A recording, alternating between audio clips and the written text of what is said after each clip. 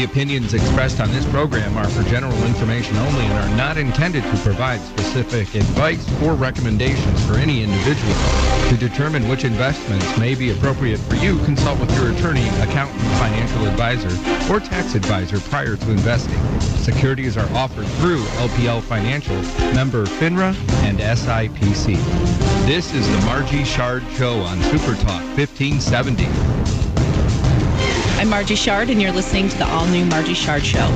I'm so excited to kick off my new radio show about finance, business, community, and the things that affect our lives on a daily basis. This show will air each Sunday on Super Talk 1570 from 10 to 11 a.m. and will also be available via podcast each Tuesday through our website at shardfinancial.com. To ask questions or talk to a financial advisor, go to shardfinancial.com and click on the Ask Margie a Question link. So today we are talking about small businesses and the impact that they have on the economy, as well as how to jumpstart your business or career in 2015. And I've got some exciting guests in the studio today. We have Jason Orton with the David Chapman Agency, Tonya Aka with the Referral Institute of Southeast Michigan, and Tony Shard with Shard Marketing and Branding. So let's start off with a few things. One of the things about small businesses is they're a major part of the U.S. economy. Small businesses are defined as having 500 employees or less. So some of those companies that you may think are really, not so small actually are defined as a small business.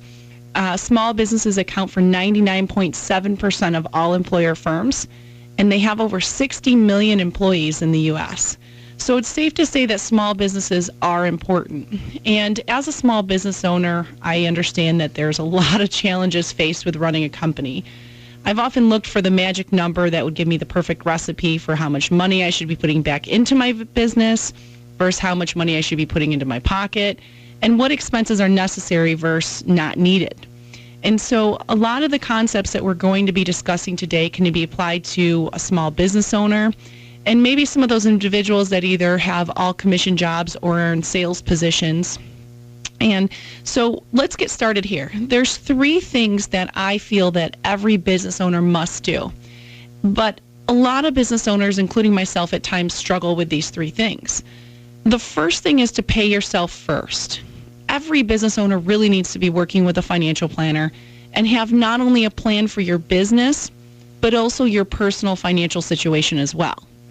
If you only have a plan for your business, but not for your long-term goals, then you could end up paying a lot more in taxes, not be able to retire, not have a proper succession plan or a way to exit strategy, way to sell off your business in the end. And so your personal situation as well as your business situation are just as important. Another thing is, if you haven't had a financial plan ever run for you by a financial planner, or if you haven't updated in a while, then it's really time to do that. There's no better time than the present. And the sooner you start doing that, the better your future is going to look. The second thing, and we're going to talk a little bit more about this later on in the show today, but having a strong marketing plan that changes with the times, that isn't stagnant, is really important. And if you're constantly looking to grow your business, then you know how important marketing is. However, one of the things I hear from people sometimes is that, I just want to stay the same, or I don't want to grow anymore.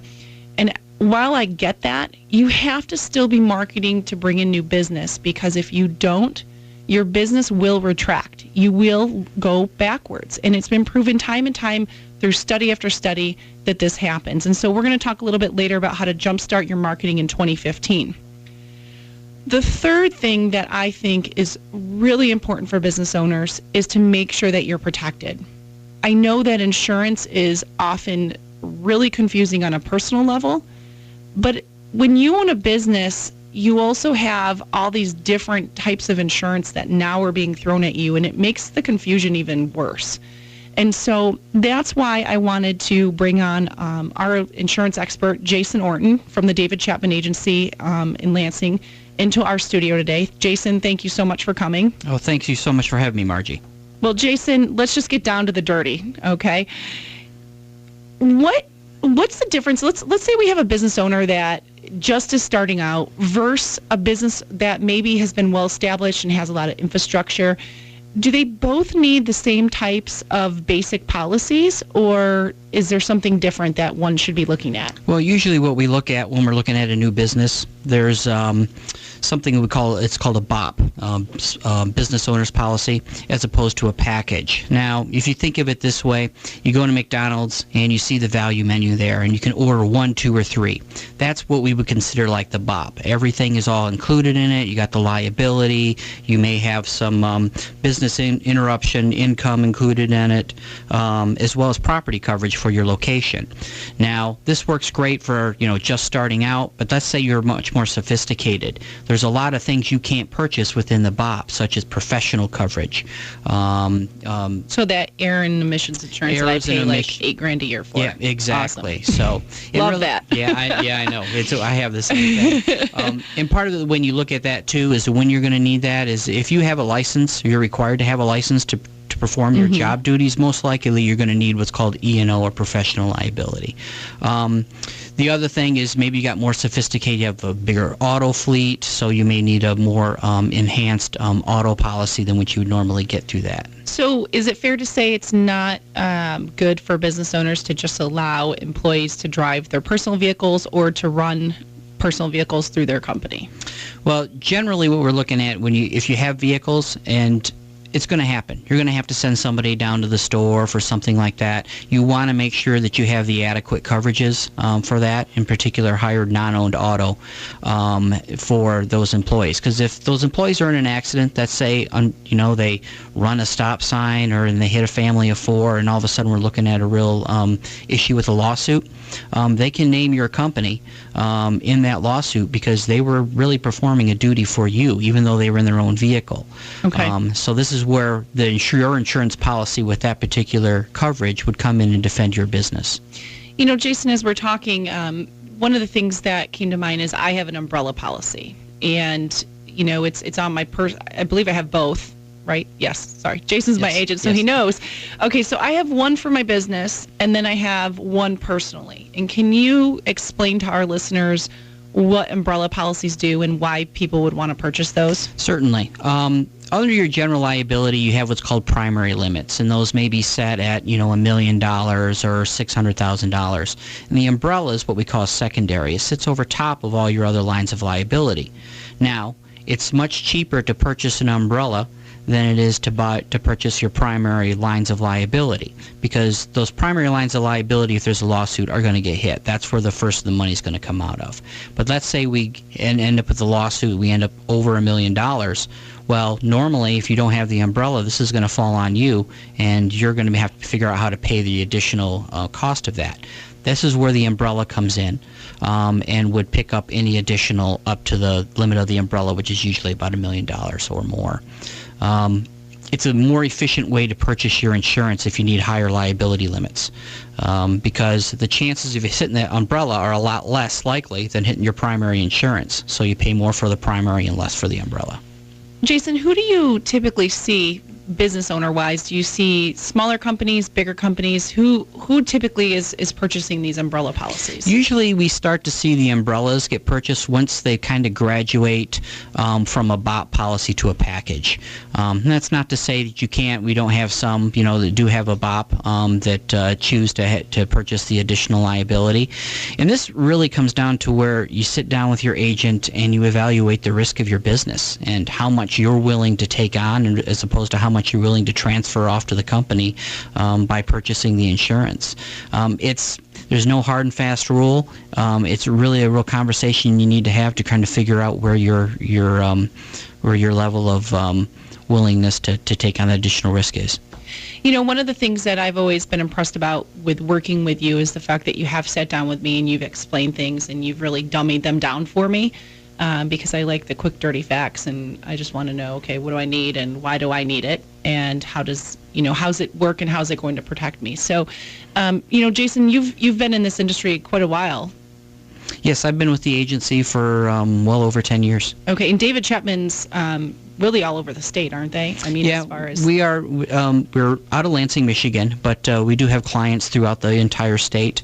I've traveled. In fact, I was in Monroe last night. I had a customer who had a claim, and I went down to see him to make sure that it was all being taken care of for him. And after I leave here, I'm going to be, driving up to Bay County to see some up there. So we are all over the state.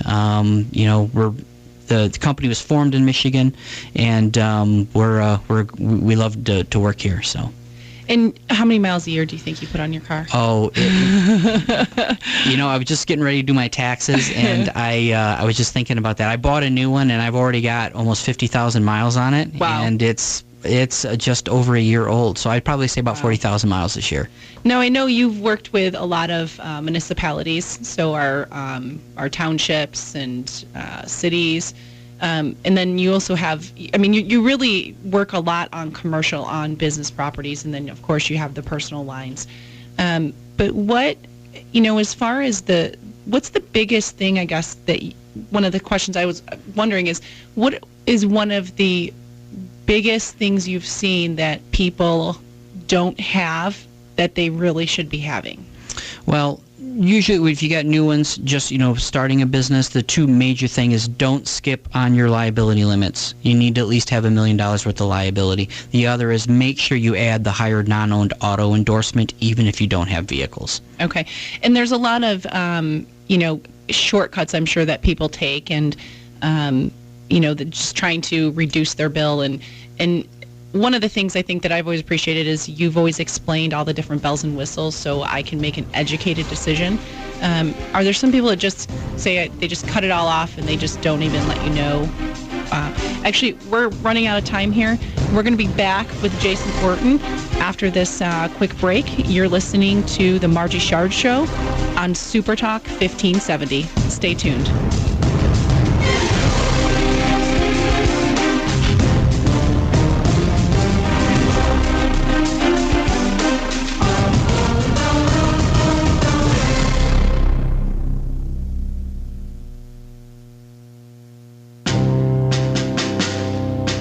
On the battlefield, there's a saying America's military men and women live by.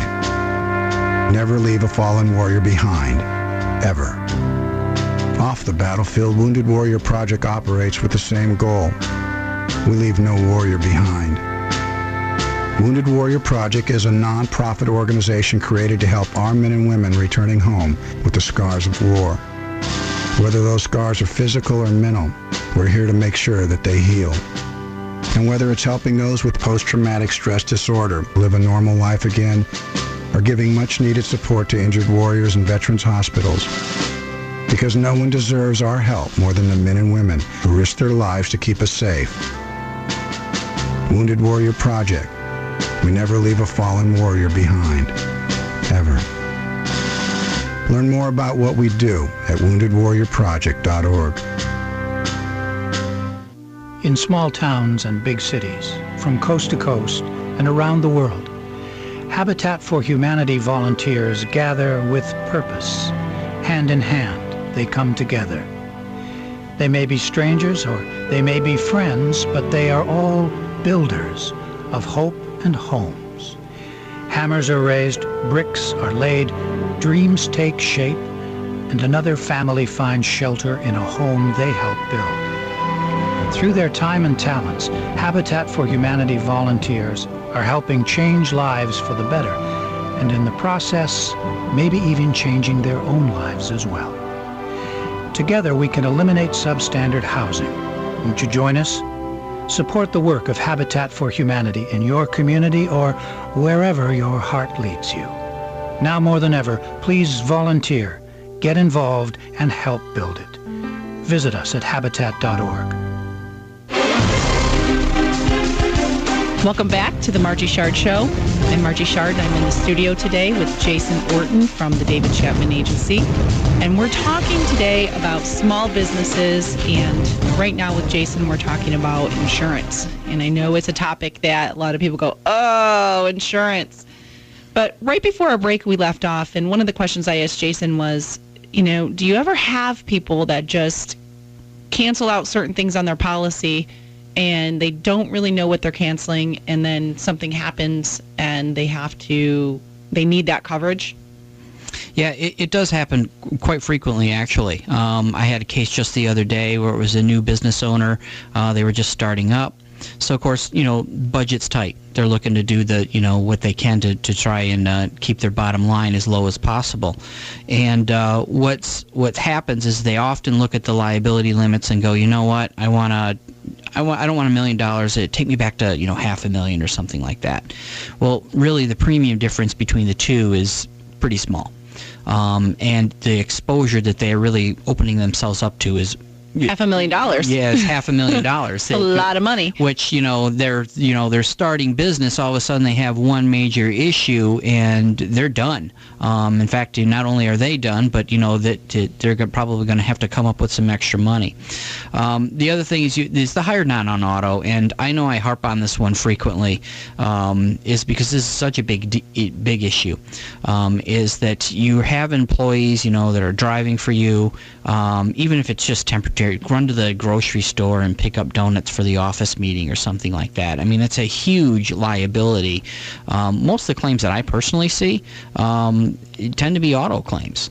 You got giant vehicles driving around hitting things or people that cause a lot of damage, and the way the Michigan laws are with no fault, you can run into some real financial issues if you don't have the proper coverage. So, and really most of the time on a BOP, you can have this added, or even on your package policy, and it's usually $200-300 a year.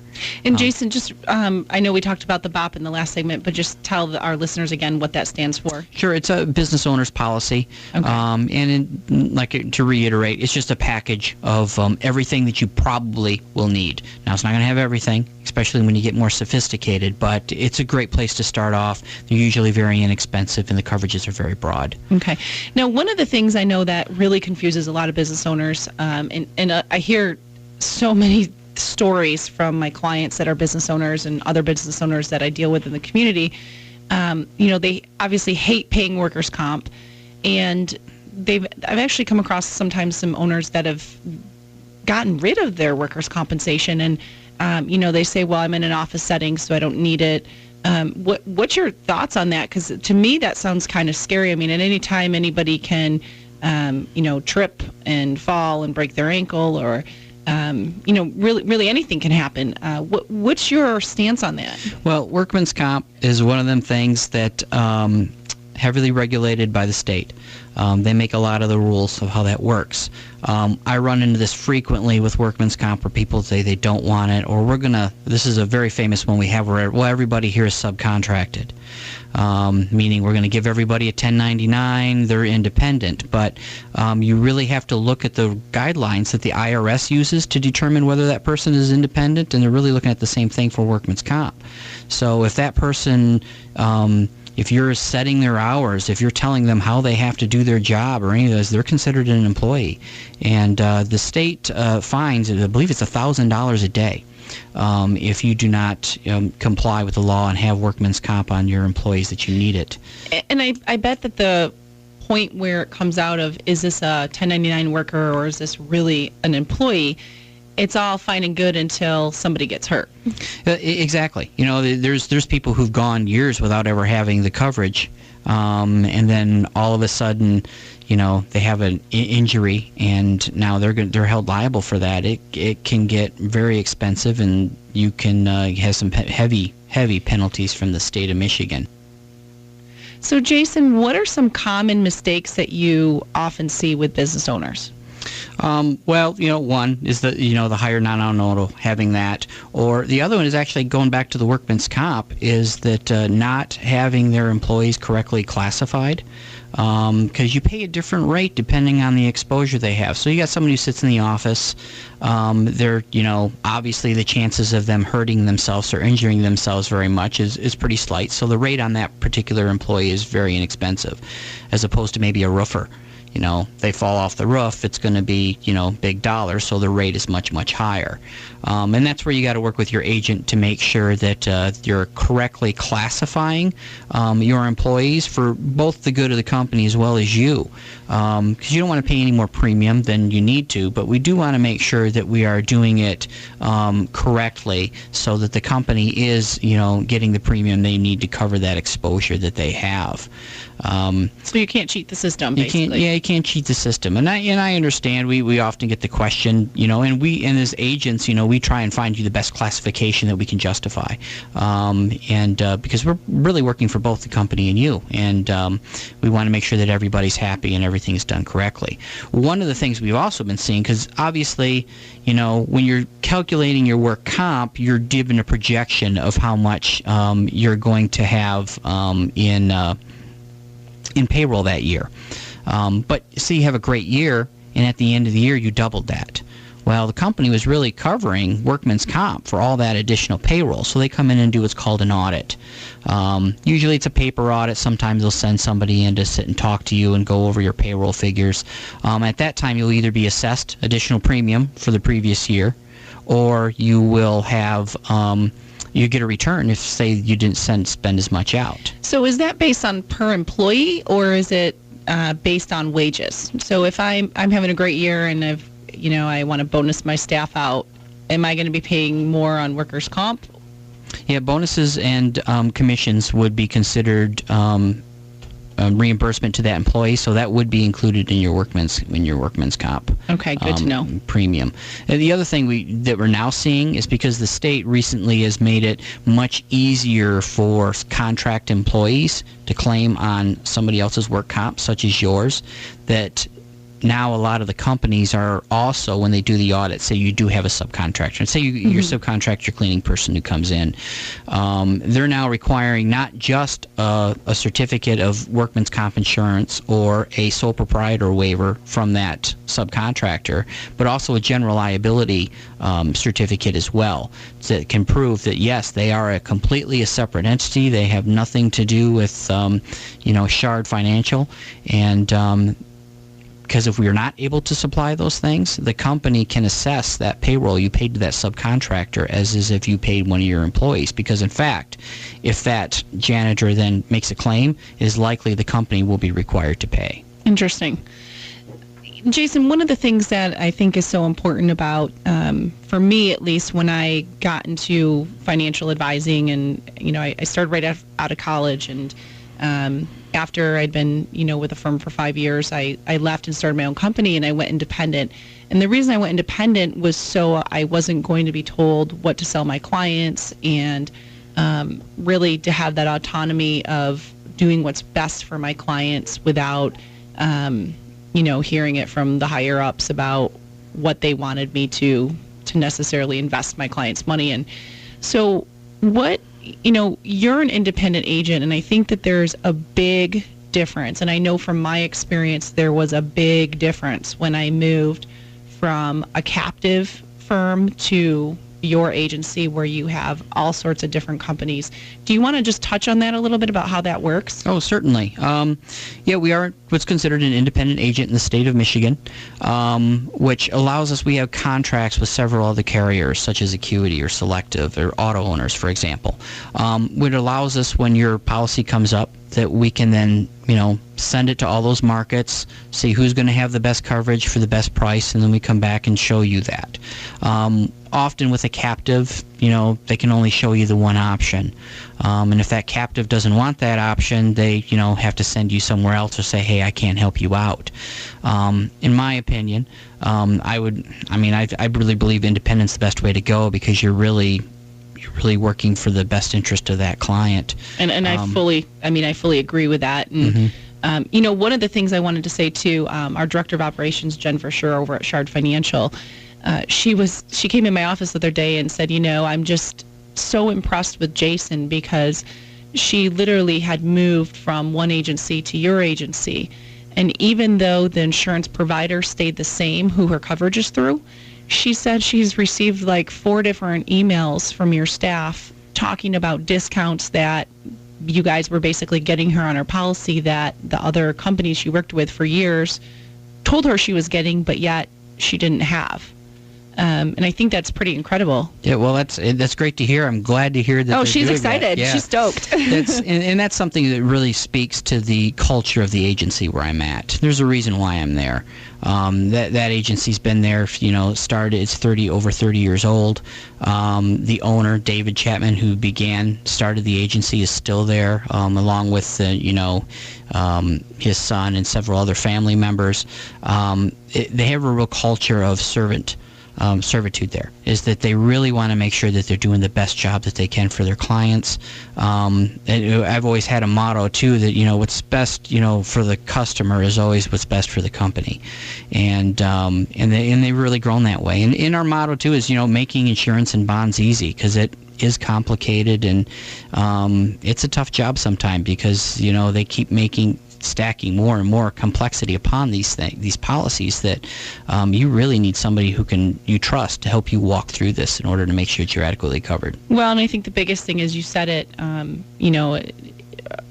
few minutes back, that you're there when there's a claim and somebody needs you. So, Jason Orton, I really love having you in the studio. Thank you so much.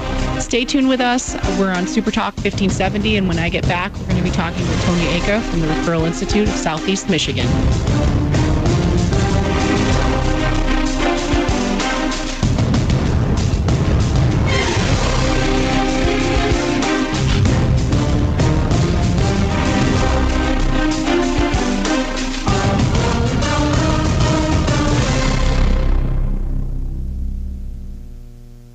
$7,000 high school students drop out every school day. That's one every 26 seconds.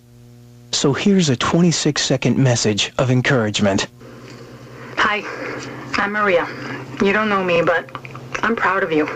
I'm proud of how you deal with challenges at home with your family and your friends and in your neighborhood. And I'm proud of how you stay strong when times are tough, for staying focused when everyone around you is, distracted. I'm proud because you want to graduate.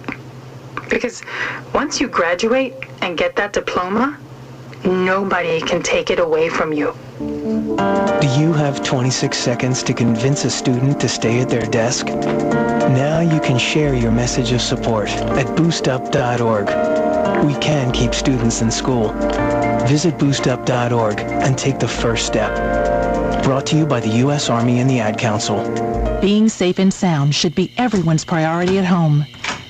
In times like these, theft and violence can strike anywhere and at any time. Prevention is the best deterrent against becoming a victim. Keep your house well lighted and always lock doors and windows. Outdoor motion-controlled lights, alarms, and security cameras add an extra level of protection. Never leave valuables in plain sight. Vary your schedule and routines, and if you ever feel unsafe, trust your instincts. Home safety is a family effort. Be sure your kids know important phone numbers in case of an emergency. Tell them never to answer the door if you are not home, and designate a safe place they can go for help if they arrive home and suspect something isn't right. To learn more about protecting your home and family, visit ncpc.org or contact your local law enforcement agency.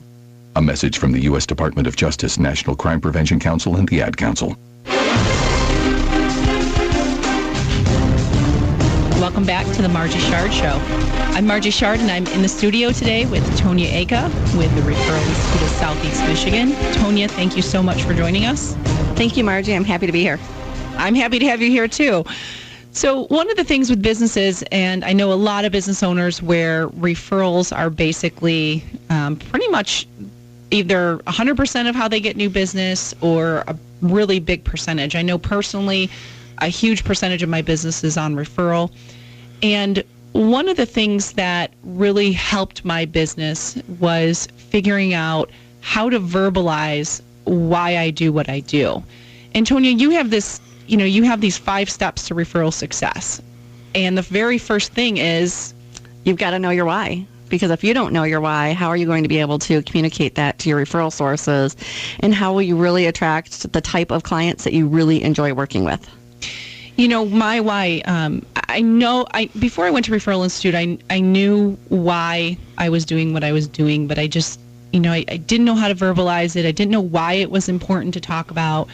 And for me, I left a national broker-dealer after being there for 5 years right out of college. And the reason I left is, I had a client come in and she had lost her husband. She asked me if she was going to be okay. And I couldn't look at her and tell her, I couldn't look her in the eye and tell her, yes, she was going to be okay, or no, she wasn't.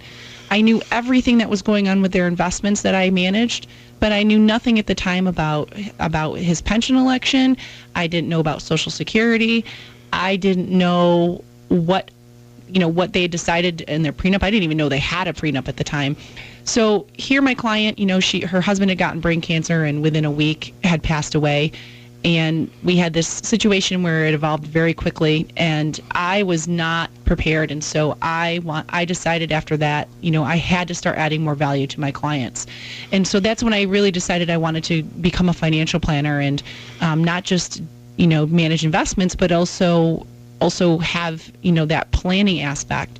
And so, going to Referral Institute and, really, I guess, learning how to verbalize that. Why is that so important, Tonya? Well, it's important because it's going to help you identify, who you want to work with, first of all. You want to work with women and families and couples to help protect them. It's not just to collect a paycheck. Many times I work with business owners and they say, I give great customer service or I have the best products. And everybody's saying that. There's not a person on the planet that's going to say I give horrible service or my products stink. So by being able to articulate why you do what you do and put that passion and that emotional connection, and what we call the emotionally charged connection to it, it not only helps you identify who your true target market is, but it will also help your prospects, and it'll also help your referral sources to identify who are those individuals that you can help in a more significant way that's going to create that drive for doing what you do, more rewarding experience for doing what you do, as well as really targeting the type of people that you want to work with and that you feel that you're going to be able to truly protect. And also helping your referral sources give you those referrals. Absolutely. So you talk about target market. I want to just briefly touch upon what is target market. I think we hear this and it gets flown around a lot, but really, what is it? In the way we coach, target market truly is a very specific core type of person or core type of profession, depending on your industry, that you work with. It needs to be a target that you enjoy working with, and it also should be a target that is profitable for you. We're all in business. We all need to collect a paycheck. But by really drilling down and being very specific about the types of individuals that you want to work with really helps your referral sources identify where to look and how to find those prospects for you, how to bring you up in conversation. Because Margie, for you as a financial advisor, I'm sure you will help pretty much anybody who has money invest their money. Well, maybe not. You've really defined your target market, though. Yeah. But many times when I first start working with business owners, they'll say, I'm looking for anybody who has money to invest, or I'm looking for anybody who wants to buy a house.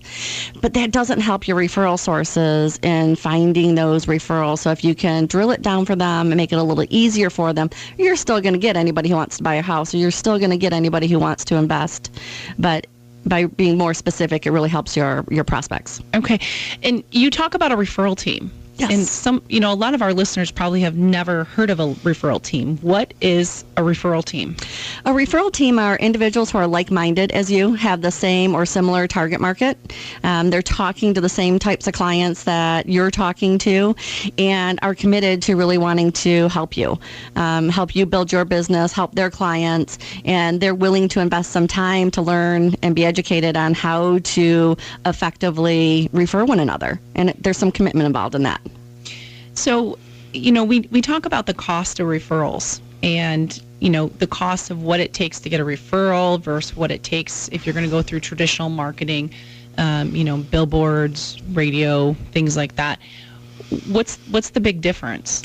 The big difference is typically people that are referred to you, they're going to close at a higher ratio. They're going to be more profitable because you don't need to invest as much money into traditional marketing. Don't get me wrong. I think traditional marketing still needs to happen, but they're going to come to you already ready to buy, or at least already interested in your products or service. Studies have shown 1 out of 6 referred clients will buy from you, and they also buy 3 to 4 times more.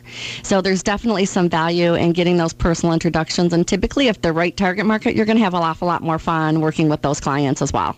Absolutely. I mean, I love the fact that I get to go in my business every day, and the clients that I work with are clients that I genuinely, they're genuinely good, fun people that get me and I get them.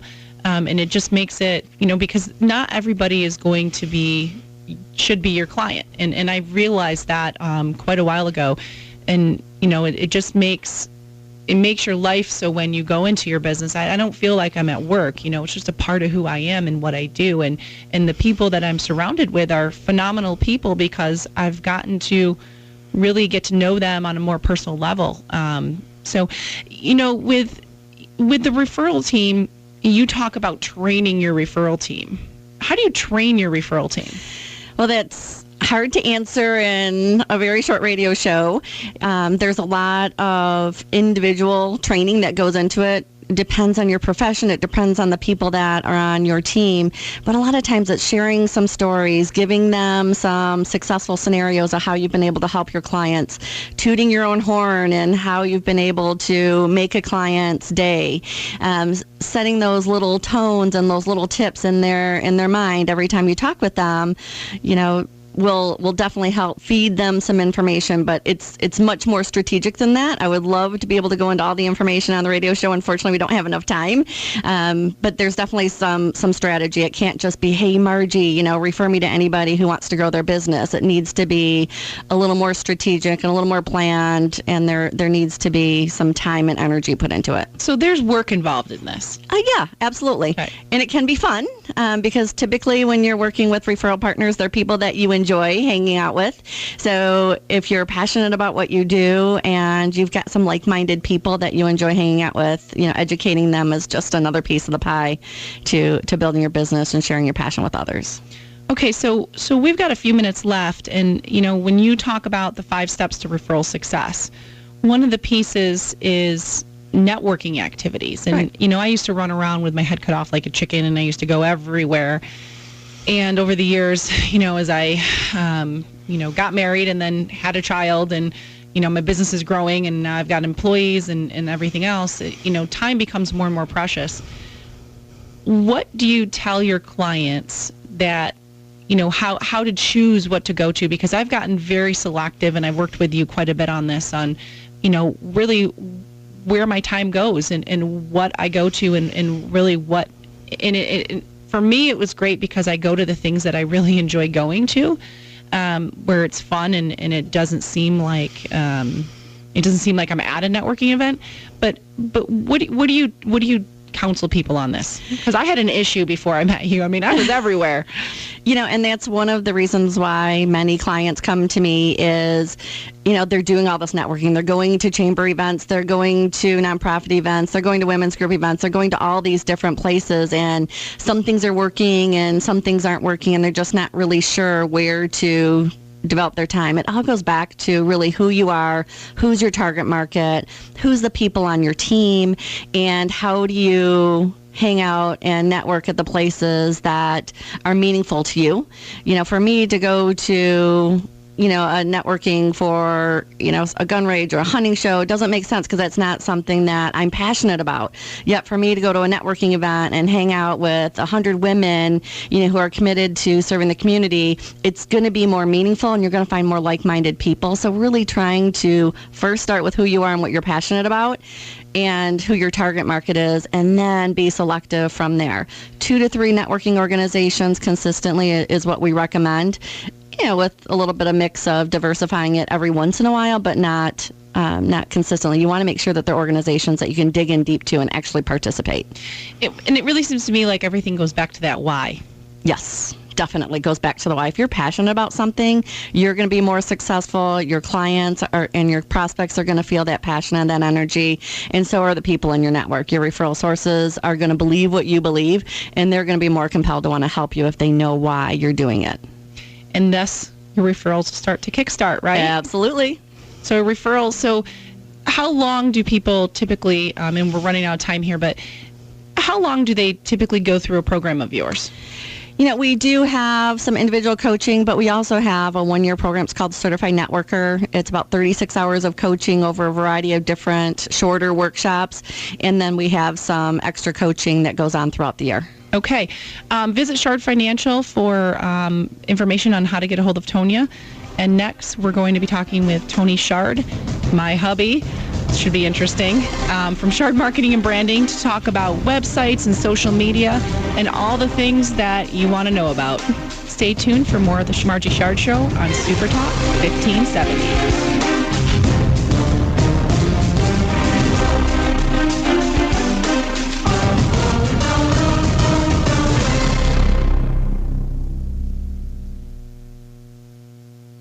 From all walks of life and in nearly every corner of the globe, Habitat for Humanity volunteers come together to share their time and their hearts with families in need. Men and women, young and old, the experienced and the beginners. And while they are all different, they are also all the same. They are all builders, dreamers. Through determination and perseverance, in the heat and the cold, in the early dawn and sometimes late into the night. Together they offer new hope and an opportunity for a better life, working side by side with Habitat partner families. Together we can eliminate substandard housing. Won't you join us? Support Habitat for Humanity in your hometown or wherever your heart leads you. Volunteer, get involved, and help build it. Visit us at habitat.org. I love my husband, but he's often irritable and unpredictable. I kept trying to get John to change, but things just didn't get any better. I didn't realize that our difficulties had anything to do with his drinking. I told our pastor about some of our problems, and he suggested I go to Al-Anon family groups. I didn't think I would be comfortable with people I didn't know, but I decided to try a meeting. What I heard at the Al-Anon meeting really opened my eyes. People told stories about their lives. Their problems were very similar to what I had been going through. I couldn't believe there were other people who felt the way I did about so many things. It was such a relief to meet people who understood what I was going through.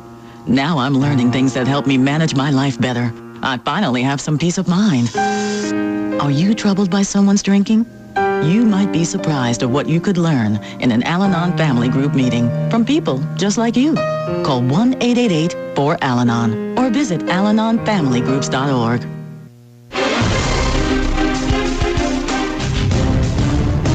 Welcome back to the Margie Shard Show. I'm Margie Shard. You're listening to Super Talk 1570. In the studio now, I have Tony Shard with Shard Marketing and Branding, who's also my hubby. So this should be fun.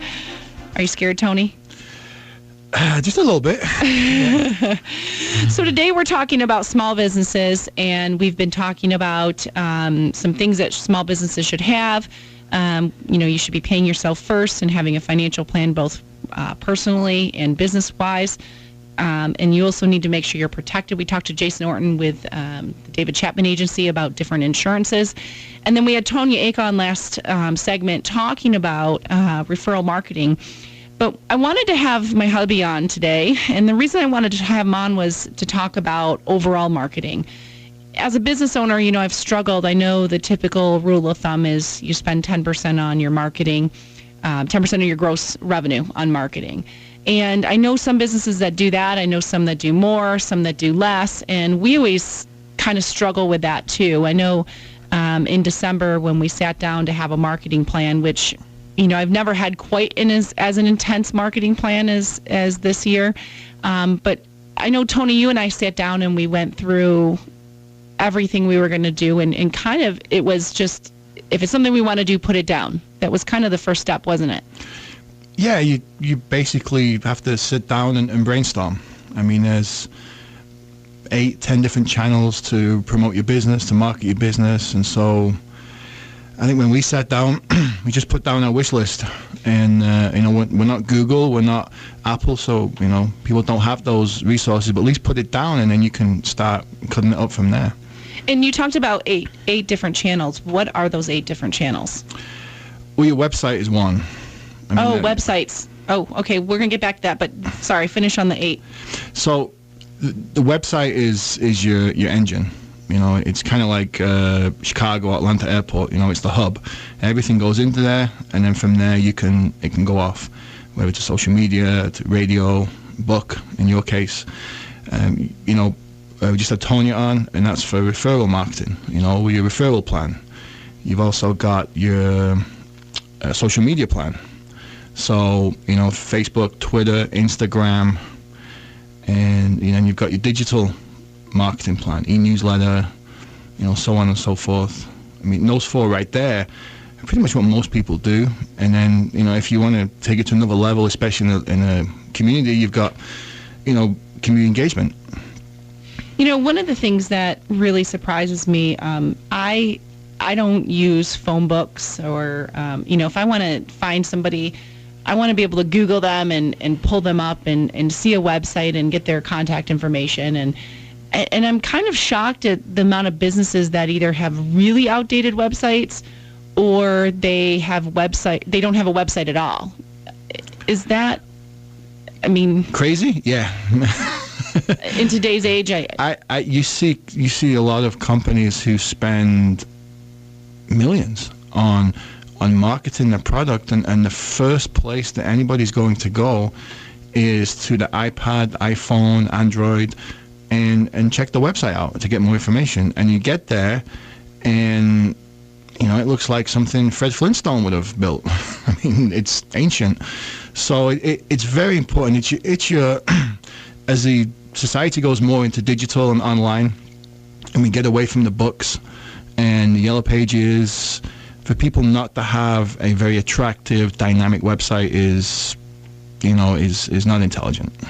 So we just redid my Shard Financial website, and you know, I had the book coming out, and we started the radio show. So it's been a pretty intense process, and I think my website is you know, it's always an ongoing thing. But one of the things that you had told me when we did this was that it had to continue to be an evolving piece. Yeah, a website isn't a one and done. You don't just make it and then leave it. I mean, well, if you want to be successful, it's got to be evolving, it's got to be updated, and ideally everything needs to be driven through there. So if you go on Facebook and you post, you know, pictures, or you post a blog, that needs to be directed to your website. And all of the marketing angles you have need to come through the website, because that's where you're also promoting your business. You know, so you may do a blog, but if you don't direct them to your website to read the blog, they're not going to see the other parts of your business and the other things you do. So ideally, it needs to be the engine where everything goes from there. So how long does it typically take to do a website? Well, I mean, we've done websites from 30 days to 8 months. So, you know, and then the bigger the company, when you get into more of your corporations like Ford, GM, I mean, some of their new websites take 2 years. Wow, 2 years. Yeah, I mean, I know for a fact the Ford website that they're rebuilding is taking 2 years to build. Wow. So, but, you know, ideally it's probably 2 to 3 months.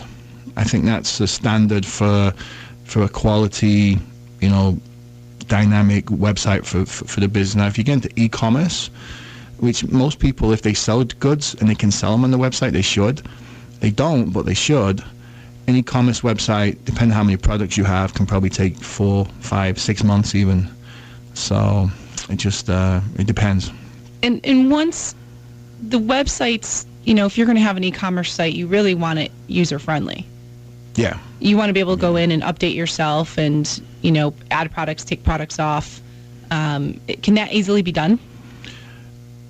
It depends what your company is. I mean, if you're a sports store and you've got product coming in from Nike and Adidas on a daily basis, once the site is built, you pretty much need to dedicate one person to be updating that site on a daily basis. If you sell the same products, you know, a couple hundred products that you sell throughout the year, then yeah, that's, you know, we can build it where they have the inventory levels as well. So once you're out of stock, you know, you get told it's out of stock, and you know, it'll automatically tell the customer you don't have the product in stock. One of the things I think is interesting about websites is the way that they can help efficiency. And, you know, when you're running a small business, or any business for that matter, you're always looking at costs and expenses and how to make things more efficient so that you can spend less money. One of the things that I've loved that you guys added to our website was our registration system. And so we have, we have our book launch coming up, our book launch party on February 12th. And it's all over social media, it's, you know, on our website, but people can literally very easily click on the event and register right there. And we get an email that they registered, they get an email confirmation that they registered. And it's not taking up my staff time. We're not trying to, you know, pull, you know, all their information together. It's just so efficient. Do most companies have the capability right now on their websites to be able to do that kind of stuff? Is it a really expensive thing to add to the website? What should people know about registration systems? I think what typically happens is, especially when you're a small business, you tend, in industries, there are companies that actually they make their living on doing standard templates, and then you can go in there for very little dollars and you can purchase a website that pretty much looks like everybody else's, but it's got different colors and they're pretty rigid. So if you want something that's going to provide, if you look at your business and say, how can I save myself 10 hours a week here through my website, you write down your wish list. And typically, then there are easy fixes to that. So registration system for one, that really should come standard with most sites. I mean, every site we do has registration capabilities if needed. Blogs, YouTube, social media, Facebook, Twitter, you know, can all come very easily with a new website nowadays anyway. When you're looking at some of let's talk about social media for a minute. How important is social media in a company's business nowadays? Well, it's very important. Whether you're starting off, or if you have a company that doesn't need social media and you dominate the market in your area, if you start to dominate social media, you eliminate the possibilities of other companies coming into that space. So, I mean, you know, is it 2 billion people are on Facebook? Is it really 2 billion? It's pretty close to that.